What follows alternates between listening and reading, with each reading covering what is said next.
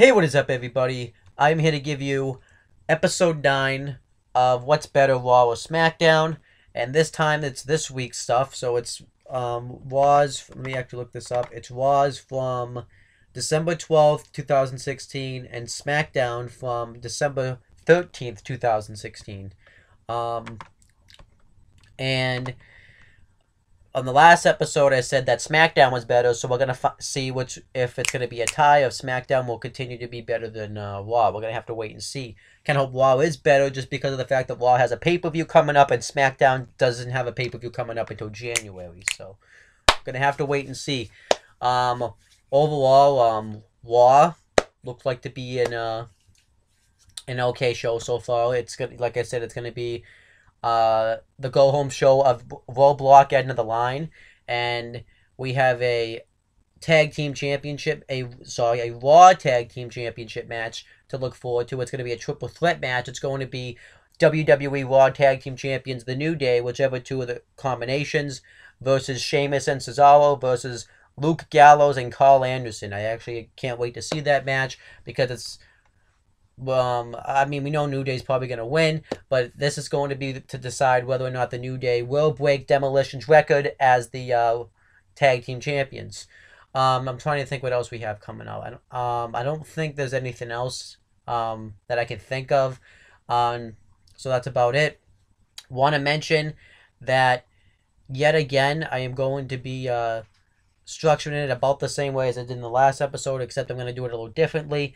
I'm going to review the Raw pre-show as its own take, review Raw, the whole show itself as its own take, review SmackDown as its own take, and review, well, actually, no, wait, well, I'll talk about that when I get there, but for, Raw, I'm going to be reviewing the Raw pre-show at its own take, and there's the whole Raw itself. I'm just going to watch the whole Raw straight through without, any takes. The only take would just be the whole show itself. I just kind of want to do it that way. So it's a little bit of a change of pace. I hope I can get, but it's just kind of like, with the time I have, I want to kind of do it this way. So I hope you guys enjoy the video, and I'm going to go watch the Raw pre-show right now.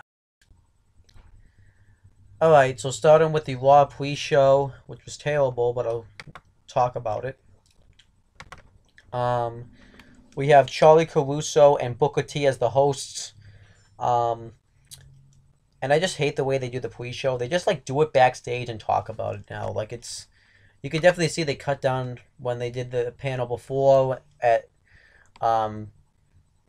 WWE Studios with the panel, and they had the judges and stuff, just like the pay-per-views, and you could see they definitely cut back on it. I hate the way they don't even have it on the network anymore. So it's like, I don't know.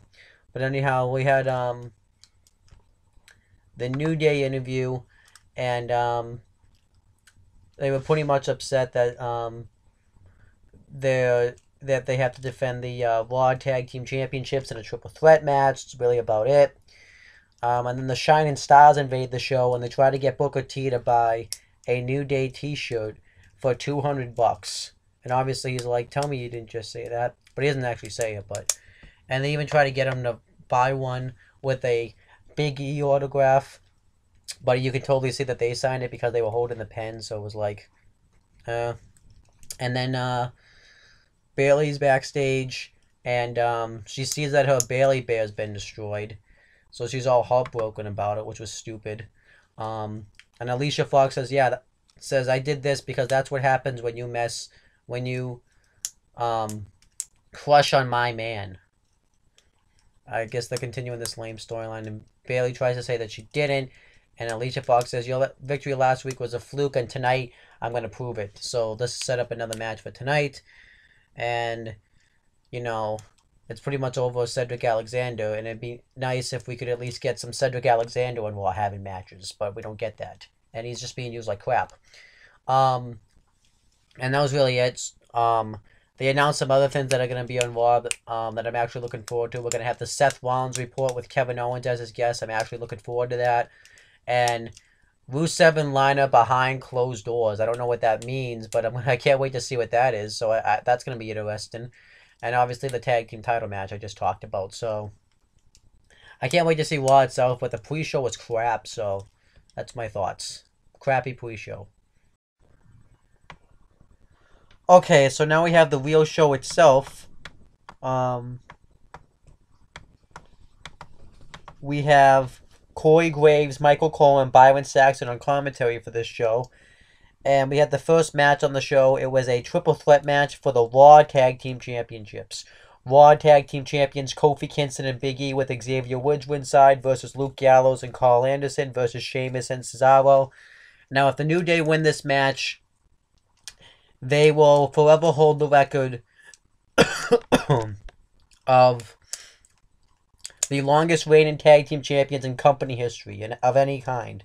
So this was actually an interesting matchup in that regard, and it was a history-making night. So the New Day come out and talk about that, and they talk about how, the path that they have to go through to get there, how they have to go through a triple threat match. And he said, but really they have been triple threat because they talk about how Xavier Woods is the brains of the New Day, and Kofi Kingston is the style, and Big E is, the muscle.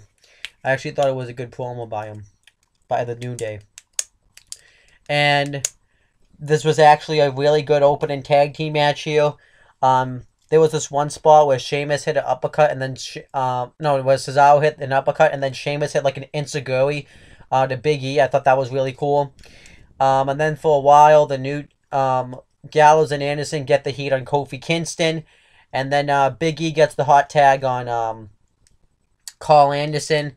And actually, I forgot to mention too, there was one spot where where Carl Anderson hit a backbreaker and Luke Gallows hit an elbow drop to Kofi Kingston. I thought that was pretty cool.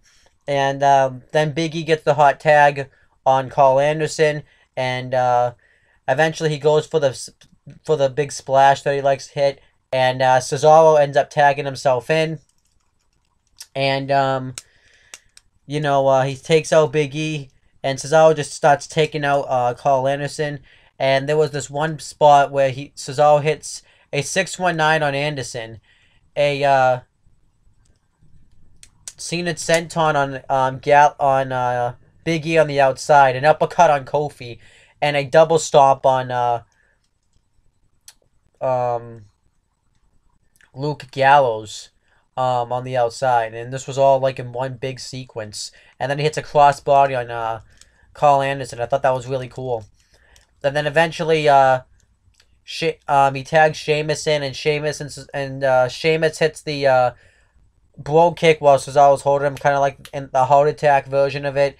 And but then Big E takes out Cesaro, and Kofi Kingston hits the Trouble in Paradise on Sheamus and gets the victory. And the New Day retain the tag team titles, and it even says on the bottom when it shows who wins the matches, that the New Day is now hold the tag team titles in the longest out of anybody. The only thing I don't understand, I thought the match was great, I didn't mind the finish, is I never saw Kofi Kingston make a tag. I don't think he did. Now, maybe the camera was out of position for it, but I don't think he made a tag. But I could be wrong. But we'd have to wait and see. But I don't think he made a tag. And then backstage, the New Day has their party. Pretty much, it's just probably like indie wrestlers and some current wrestlers that they have now, pretty much that you don't really see nowadays. And Stephanie McMahon and Mick Foley are there, and Mick Foley talked about it's a history-breaking night, and Stephanie McMahon gives a toast to the New Day. And then afterwards, Kofi Kingston and Xavier Woods spray champagne all over Stephanie McMahon, and she is not happy about it. And afterwards, it was kind of like that buzzkill moment of the party, because everyone was just quiet afterwards, and the New Day's music stopped playing. So obviously you knew that there was going to be some payback for the New Day, that Stephanie McMahon was going to do something. Then we had Braun Strowman versus Curtis Axel. But before we had the match, Stephanie McMahon was backstage getting dried off, and Kevin Owens comes over and says that he has an idea about what to do to the New Day for treating you with disrespect like that. So he says, okay, let me go get dressed and get dried off, and we'll talk about it. So obviously you can see where this is going, but I'll address it later on in the show. And so yeah, then we got back to the match between Strowman and Axel, and pretty much Braun Strowman squashes Curtis Axel. He ends up hitting like a wheelbarrow facebuster for the win. And afterwards, Byron Saxton gets in the ring and interviews him. And Byron Saxton and Braun Strowman's like, aren't you going to congratulate me for winning the match? And then Byron Saxton says, congratulations. And earlier in the day, too, Sami Zayn had sent out a tweet saying that he wanted his match with Braun Strowman. Byron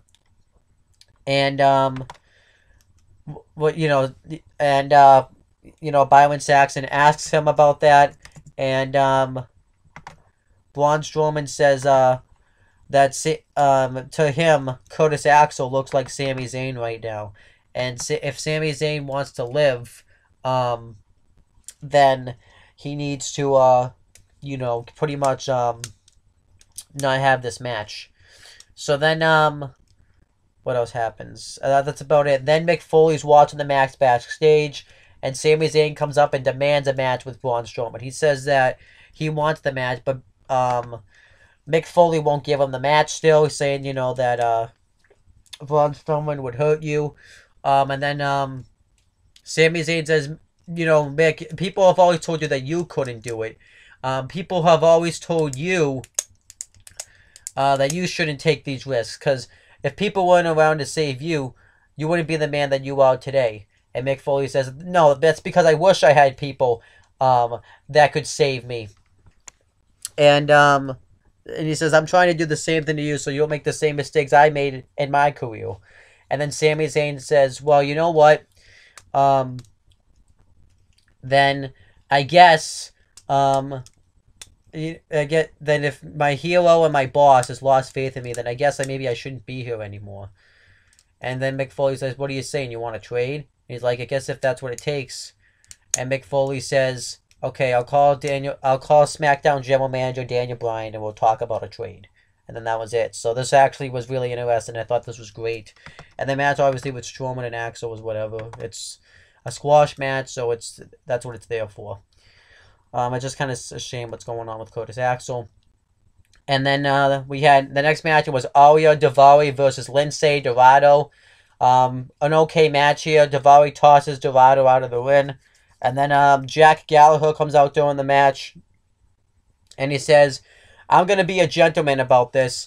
And I'm going to tell you that I'm going to interrupt your match. And I'm going to beat the crap out of you. So then he goes up and Jack Gallagher and Daivari stop brawling. And then eventually Ariya Daivari hits a drop kick on Daivari, and which sends Daivari crashing outside the ring. And Jack Gallagher stands tall. I was fine with this. I actually don't mind the feud between Jack Gallagher and Ariya Daivari. At least it's another feud in the Cruiserweight division. And I actually thought this was actually kind of interesting how Jack Gallagher came out and they utilized his gimmick, so I thought that was kind of cool. And then we get the Seth Rollins report with his special guest Kevin Owens. And Seth Rollins again calls out Triple H, which was very interesting. He says that his main focus is to he wants to get to the road of Triple H.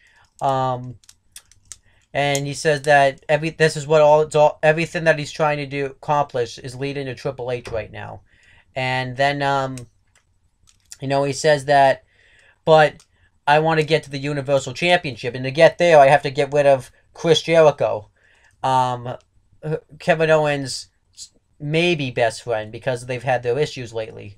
So Seth Rollins calls out Kevin Owens to see where this whole thing's going, to see what's going on with pretty much to see if he's gonna come out there and help Chris Jericho during his match with him at Roadblock end of the line. And Kevin Owens comes out, and then he walks away, and he grabs a seat because he doesn't want to come to the ring. And Kevin Owens says, I have a special announcement to make. And then Seth Rollins says, I thought, Seth Rollins says, why don't you come down to the ring? Or are you too beat up from the pedigree I gave you? And he tries to ask him about Chris Jericho.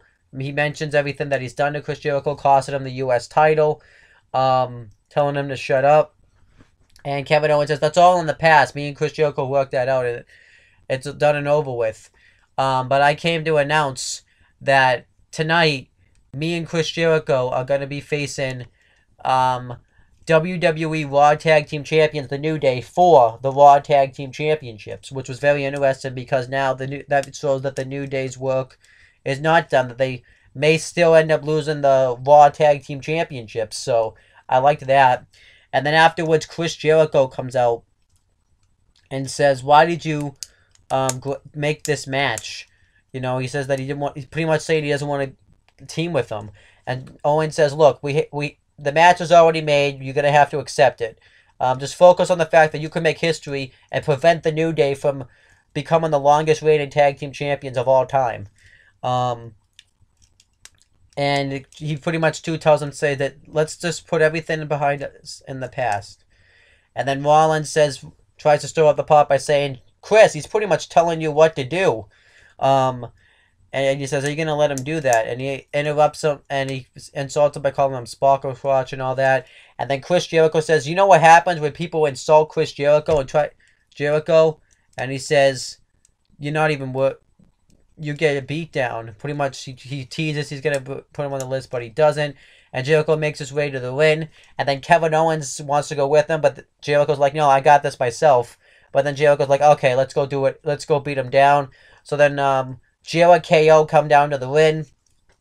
And Rollins tries to hold him off with one of those wooden chairs that they had when they had those talk shows. But then Owens grabs a steel chair. And Jericho attacks Rollins from behind, and Jericho starts beating the crap out of Seth Rollins until eventually Roman Reigns comes out and makes the save. And he ends up laying out Kevin Owens with a big boot, and then Reigns hits a clothesline on Jericho. Rollins goes for the pedigree on Chris Jericho, and then Owens pulls Jericho out of the ring. And Reigns and Rollins stand tall, and that was it. I thought overall this was a really good segment. It was a nice way to build up the Rollins-Jericho match and the WWE Universal Championship match, so I thought this was good. And then afterwards, Rich Swann gets interviewed, and we find out that there's going to be a triple threat match for the WWE Cruiserweight Championship. It's going to be Rich Swann defending his title against T.J. Perkins and the Brian Kendrick. And Rich Swann is all confident, talks about how he knows what to expect in a triple threat match. And the Brian Kendrick comes up and he tries to stir up the pot by saying that you've been getting lucky a lot these past few weeks. But if that doesn't work, and then the Brian Kendrick says, "Well, what about T.J. Perkins? Do you really think that super kick was an accident?" And then T.J. Perkins comes up and says, pretty much says like, "What are you going to say, that I'm really not his friend?" And then Rich Swann says, "What are you going to say, that he's really not my friend, that he's willing to do anything to win the title?" And then T.J. Perkins says, "We'll find out this Sunday at Roadblock End of the Line." And he says that, and then he says, "But we're going to find out with you tonight." So I thought overall this was okay, I guess.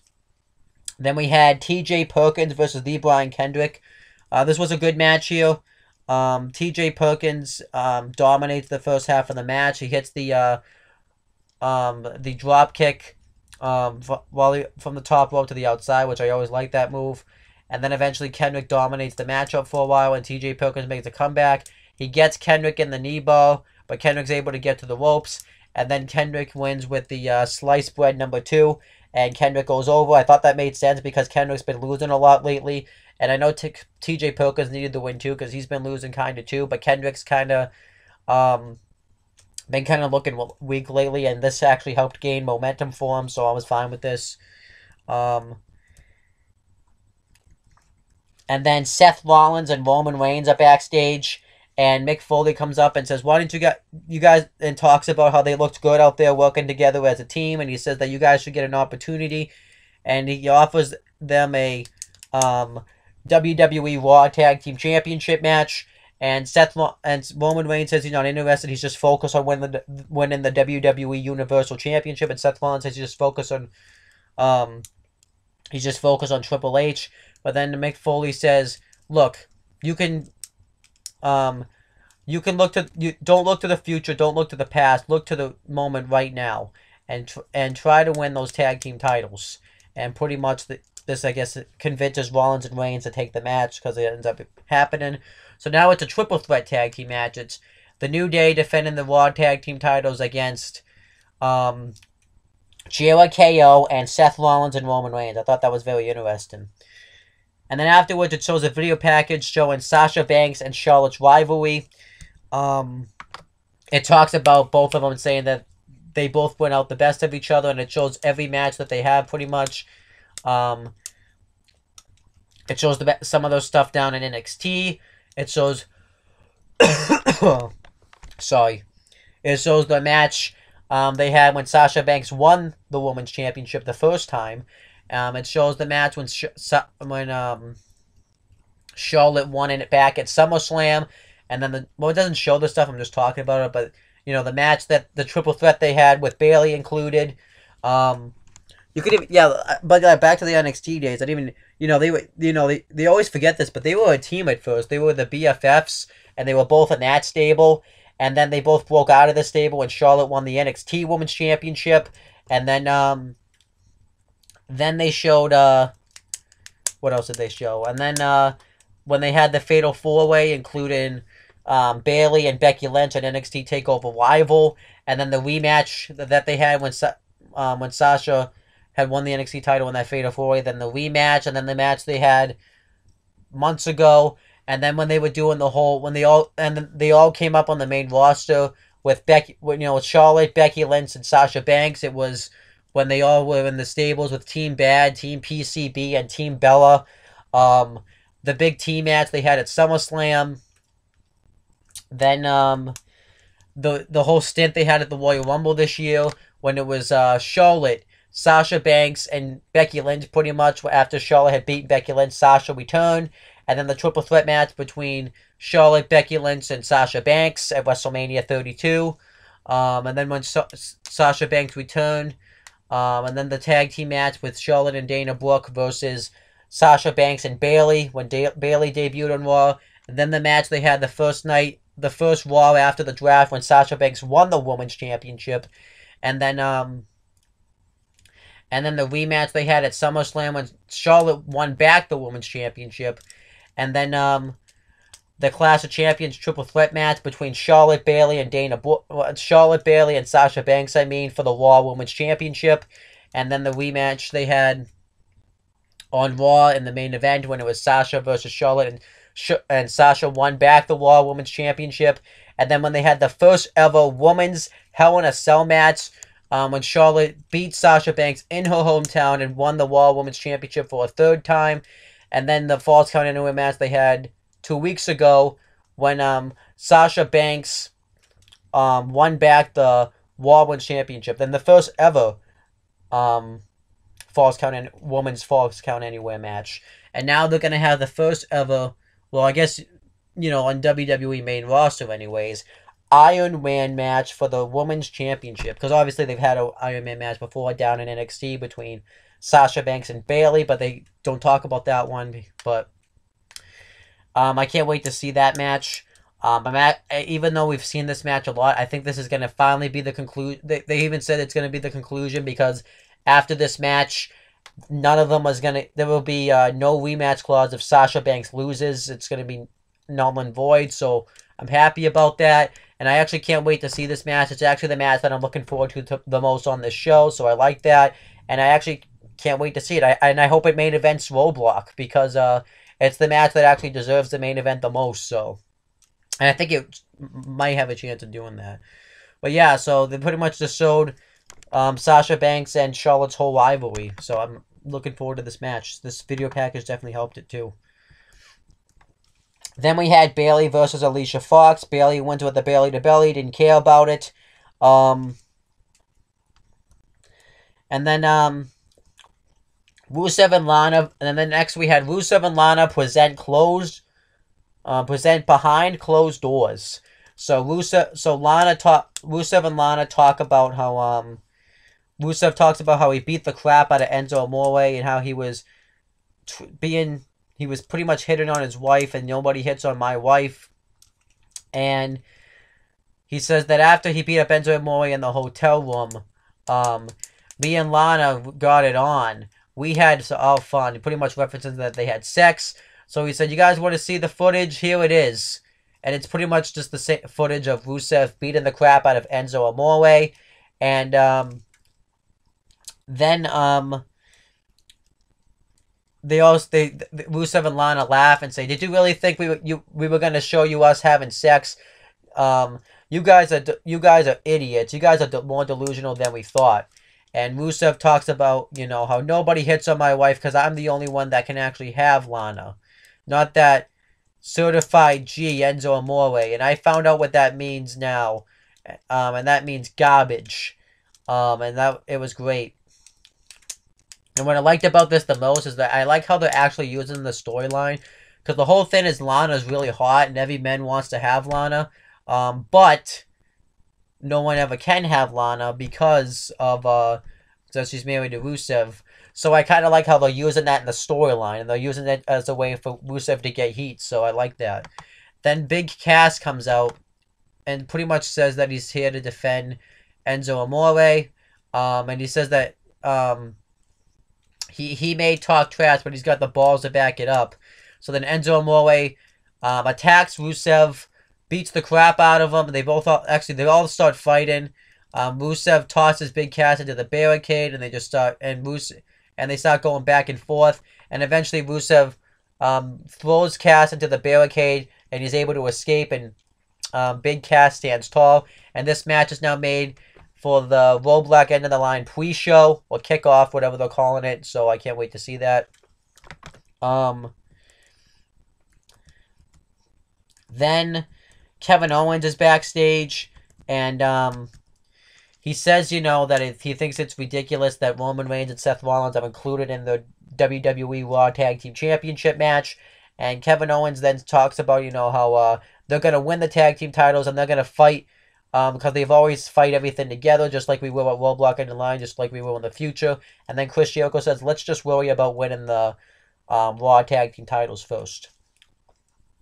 And then we had the makeover of Emma to Emmalina video package. It announced that she's premiering soon, even though she was supposed to premiere on this episode of Raw, and she didn't premiere. I thought that was stupid. It's stupid. This gimmick's stupid, but it's like, what happened to this week, you know?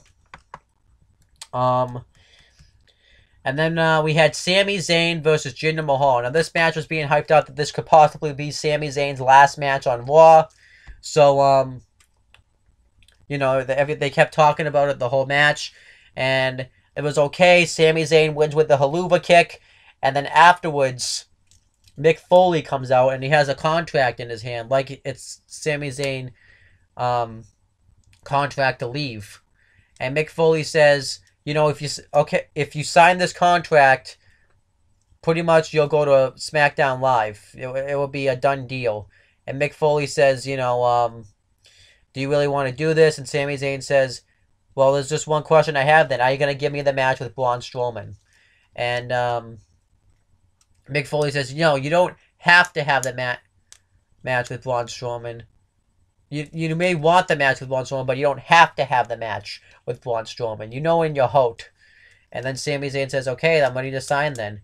And before Mick Foley's about to give him the contract, and Mick Foley says, well, don't you want to know who we traded you for, if you're wondering? And then Sami Zayn's like, okay, who did you trade me for? And then Mick Foley says, Eva Marie. And Corey Graves had like an orgasm in his pants when Mick Foley said that. And then Mick Foley gets pissed and he's like, are you kidding me? You traded me for Eva Marie? I'm worth 1,000 Eva Maries. So I kind of like that. It's like that they know Eva Marie sucks, but they still keep her under contract and stuff anyways. And Mick Foley says, well, this is what you wanted, isn't it? And then Sami Zayn says, no, this isn't what I wanted. And he pretty much he goes off and Mick Foley says, you know, talks about how he's turned into a hypocrite and he's a coward, saying that you just don't have faith in me, just like everybody didn't have faith in you back in the Attitude Era.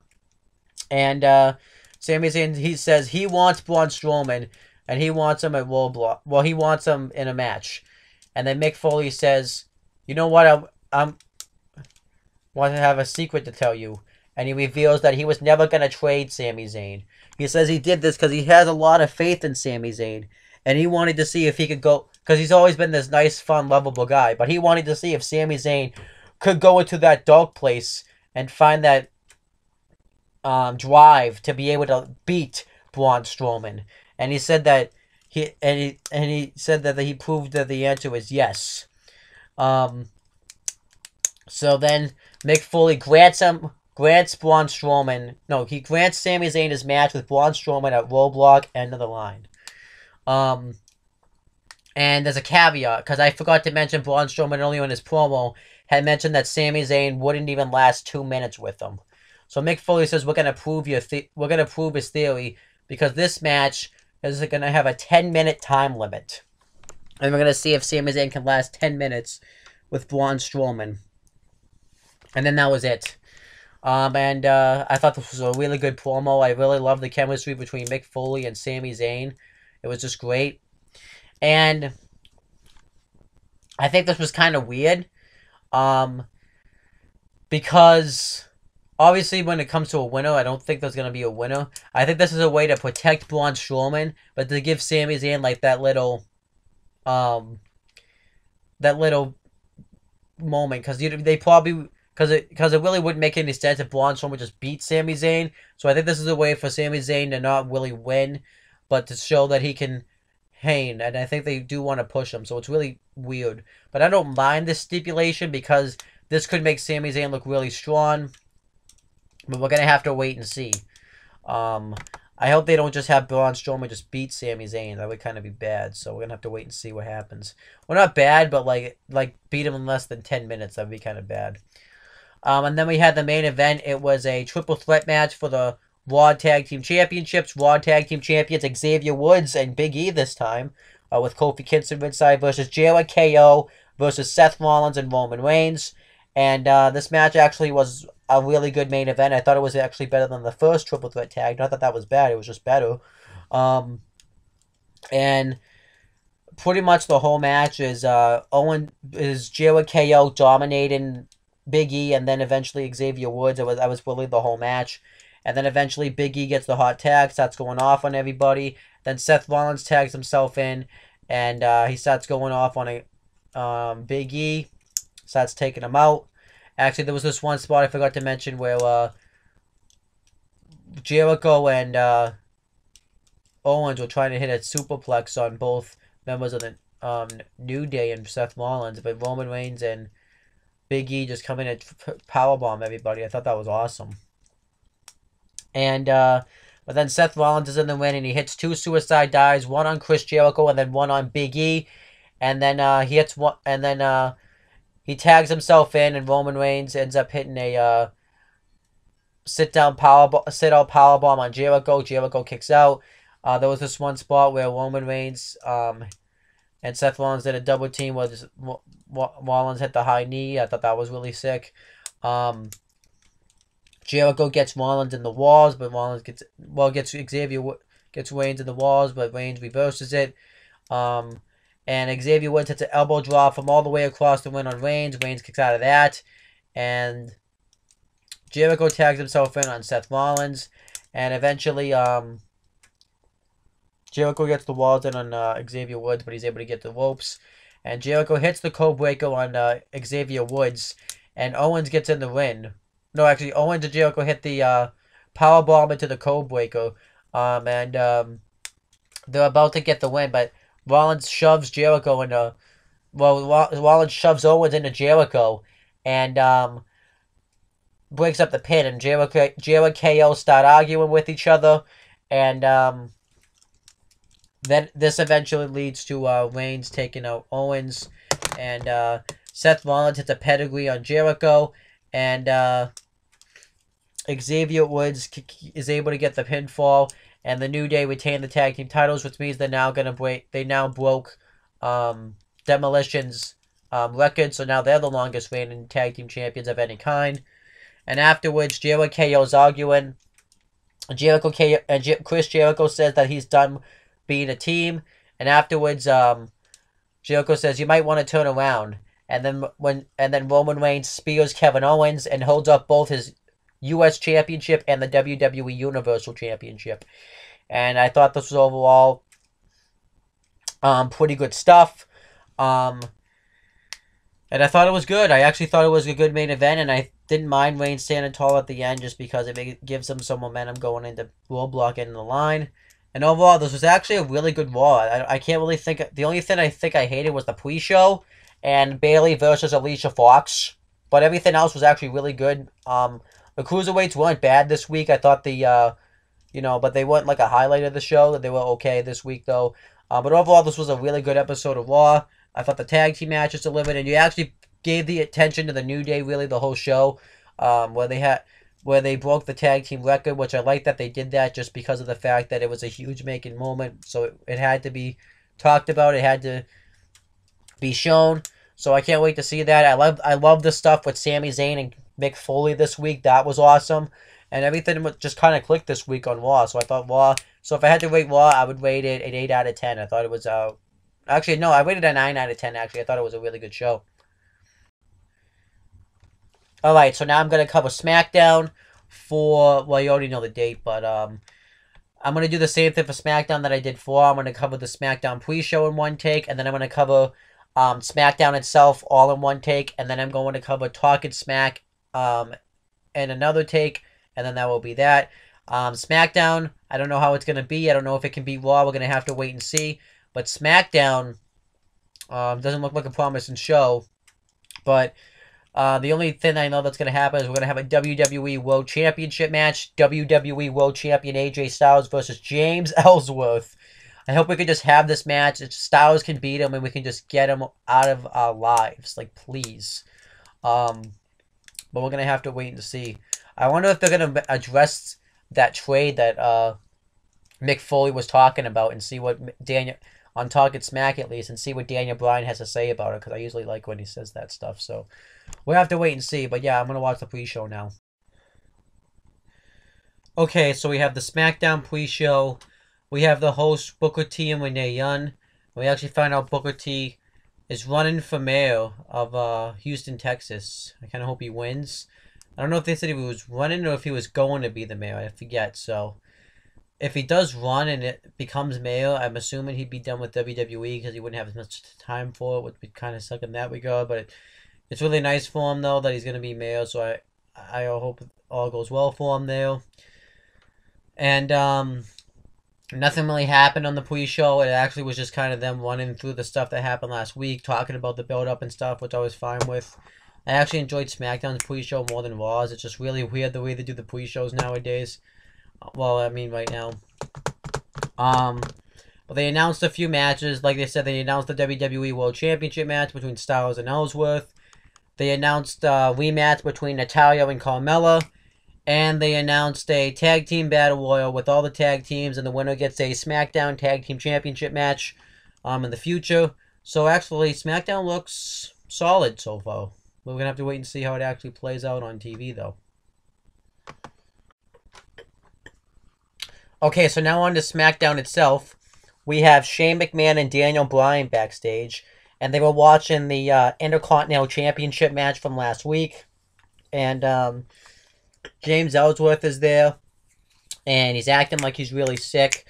But he still wants to have his WWE World Championship match with AJ Styles.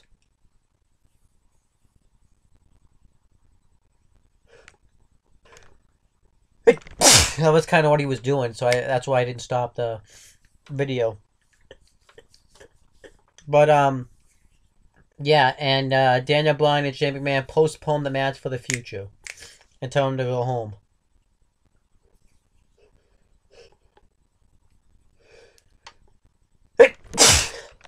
Then, we get Miz TV with AJ Styles, and they talk about how they're the best champions on SmackDown. And they joke about James Ellsworth. And AJ Styles talks about how he's beaten everybody there is to beat in the WWE. And then the Miz says, well, you haven't beaten me. And I've beaten Dean Ambrose last week, and I revolutionized the Intercontinental Championship and made it legendary. Now I want to do the same thing with the WWE World Championship. So then they have a face-off. And then Dean Ambrose comes out, and then they back off. And then Dolph Ziggler comes out, and he says that The Miz, the only reason that Miz has been able to win is because he hides behind his wife. And he says that the reason AJ Styles win is because of interference and cheating. And then the Miz gets in the ring. They stop brawling. Miz lays out Ziggler with a skull crushing finale. Dean Ambrose lays out the Miz with the dirty deeds.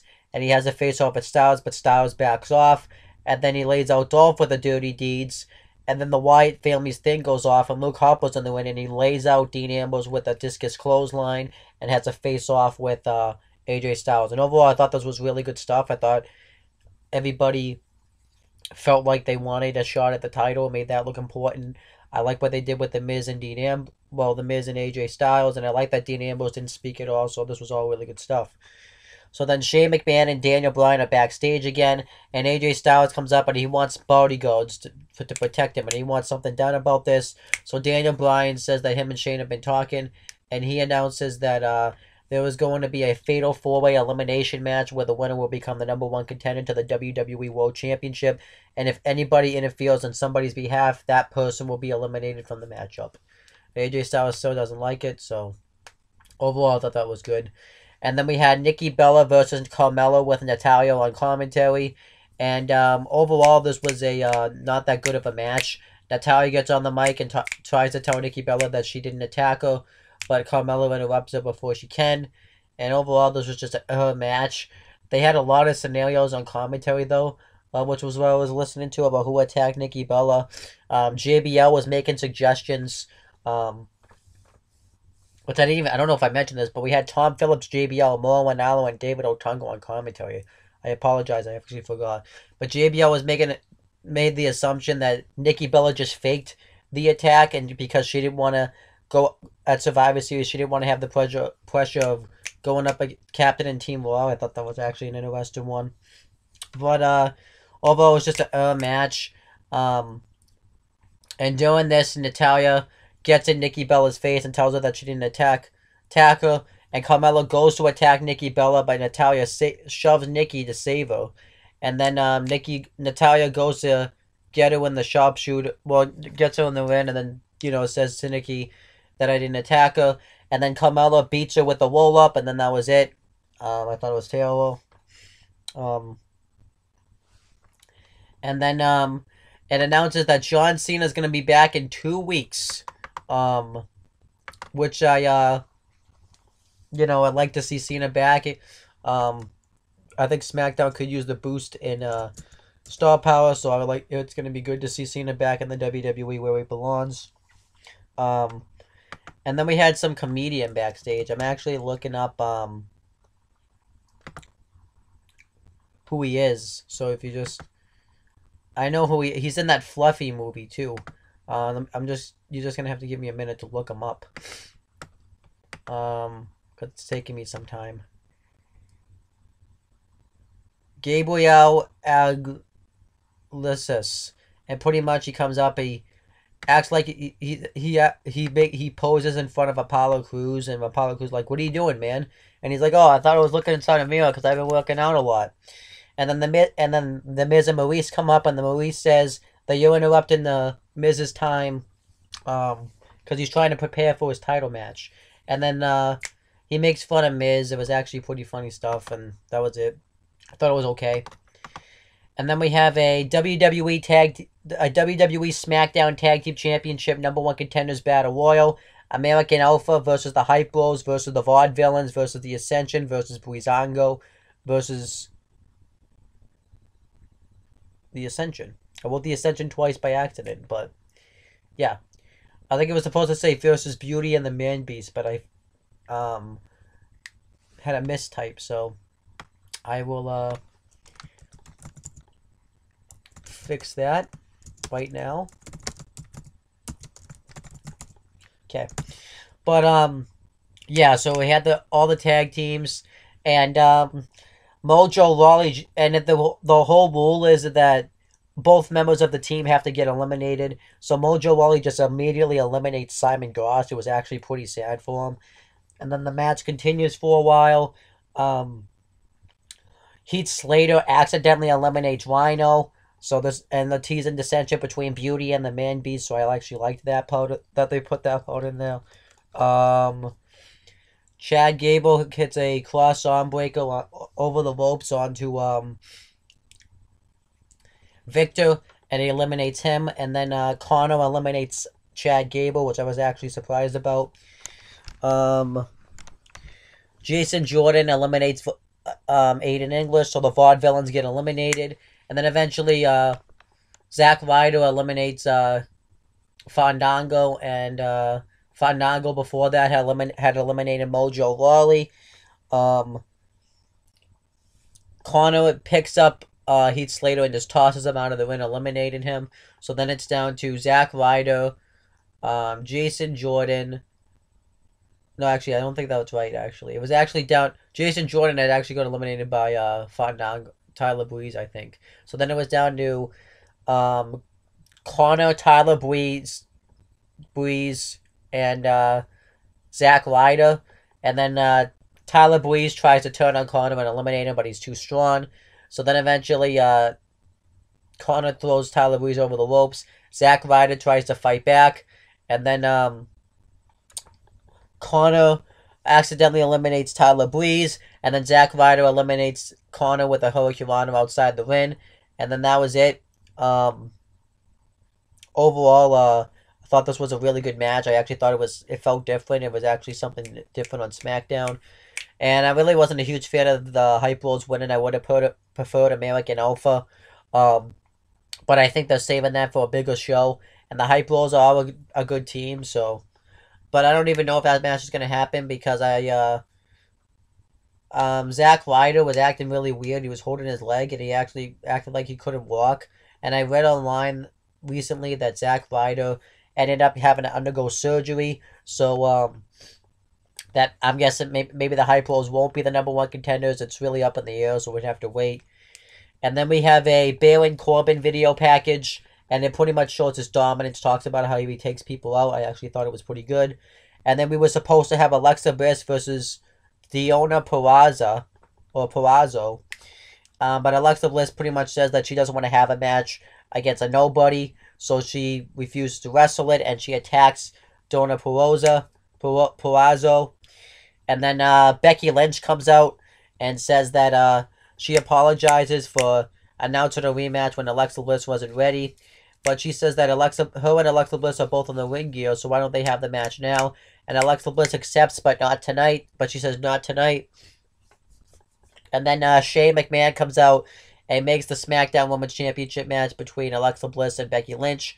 Overall, I thought it was a solid match. Eventually, Alexa Bliss keeps trying to run away from Becky Lynch, and she tweaks her leg coming out of the ring. And eventually she just gets counted out because she can't get back in the ring. So Becky Lynch wins the match, but Alexa Bliss retains the championship because you can't win a title off a count out or a disqualification. And then Becky Lynch beats the crap out of Alexa Bliss and goes to put her in the Zoma, but Alexa Bliss escapes. And pretty much she was faking it because she was able to walk fine doing the brawl with her and Becky. So, yeah. Then we had a video package for John Cena showing his entire career. Hyping up his return. He's actually returning on December 27th, 2016. And then we had the main event match on the show. It was Dean Ambrose versus The Miz with Maurice Ringside versus Dolph Ziggler versus Luke Harper in a WWE World Championship #1 Contenders elimination match with AJ Styles on commentary. This was a really good main event. Luke Harper kills everybody in the match, and he looks at The Miz, and The Miz wants to work together with him. But then he starts beating the crap out of Miz, hits a Michinoku driver on him, and then Ziggler and The Miz work together to take out Harper and clothesline him out of the ring. Well, I should say Ziggler and Ambrose. And then everybody just starts fighting with each other. The Miz tries to eliminate everybody with pinfalls, but he's not getting them. And then Ambrose rolls up The Miz and eliminates him. So then it's just down to Ziggler, Ambrose, and Harper. And Ziggler and Ambrose go at it. Ambrose hits a fisherman suplex. Dolph Ziggler hits a I forget the name of the move, but Harper hits a sit-down powerbomb on Ziggler. Ziggler hits the zigzag, but Ambrose hits a flying clothesline before he can cover him. And eventually, Ziggler hits a super kick, and Ambrose hits the dirty deeds on Harper and eliminates Harper. So then it's down to Ambrose and Ziggler hits his comeback, his normal 5 moves of doom, goes for the elbow drop, but Ambrose moves out of the way, and Ambrose throws Ziggler into the post, and eventually Miz comes back out, and goes to take out Ambrose and Ziggler, but Ziggler super kicks him, and Ambrose hits a torpe suicide on the outside, and or the other two, or vice versa, and then Ambrose throws Ziggler into the post, and Ambrose gets him back in the ring, but the Miz holds Ziggler's foot, so he can't get back in the ring, but Ambrose fights him off, and Ziggler hits a super kick on Ambrose for the win, and Ziggler becomes the new #1 contender to the WWE World Championship, and he is going to get this match on December 27th, 2016, the final Smackdown of 2016, which I'm looking forward to. So I can't wait to see Ziggler versus Styles for the title, and the return of John Cena. That's going to be pretty cool. And then afterwards, Rich Swan's backstage, and he talks about how he's going to get ready because he's going to be taking on T.J. Perkins. So this was really just a way to hype up 205 Live, which I was fine with. But overall, this was a really good SmackDown. I would rate it maybe a 9 out of 10. Maybe actually a 9.5 out of 10. So I actually think SmackDown was better than Raw. I just thought SmackDown had a better direction of the stories, and they actually did some new stuff this week, which I liked. I like the stuff they did with AJ Styles and The Miz, and how they set up the WWE World Championship match. I like the tag team battle royal. I thought that was creative. I like the stuff they did with the woman championship picture with Alexa Bliss and Becky Lynch, and I liked yeah, that's about it. But there was just so much stuff that you could, but then we still have Talking Smack, so actually we're not sure how it's gonna go yet, so let me see how Talking Smack is, and then I'll let you know.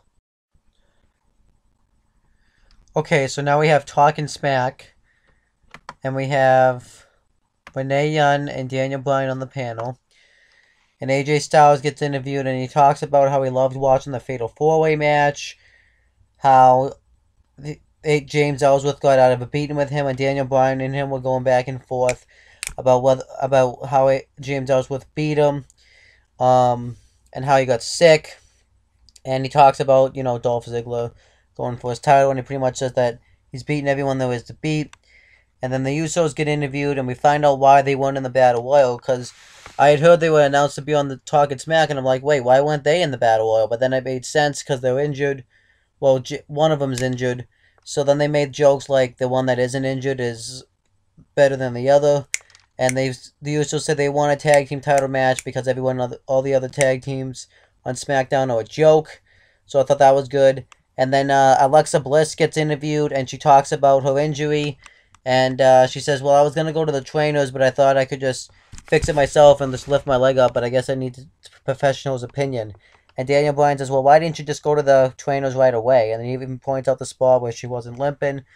And Alexa was like, no, I got to go. My knee hurts. And then that was about it. I thought the pre-show was actually really well done. I enjoy the pre-show all the time. And now I do stand by it. SmackDown I thought was better than Raw this week. Not that Raw wasn't good.